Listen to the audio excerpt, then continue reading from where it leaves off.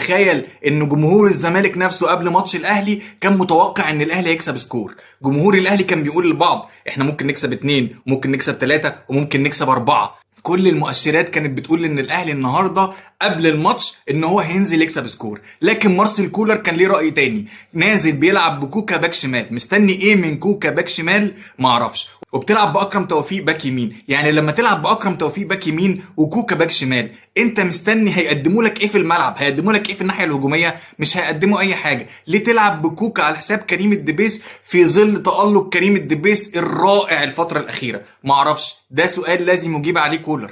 ليه اخرت وسام ابو علي الدقيقه 84 هو والدبيس عشان ينزلوا؟ معرفش. ده سؤال يجيب عليه مارسيل كولر. مارسيل كولر كسبان 50% بس من ماتشاته مع الزمالك، في حين ان هو يمتلك سكواد افضل من الزمالك بمرات، افضل من الزمالك بمراحل طوال فتره وجود مارسيل كولر مع الاهلي.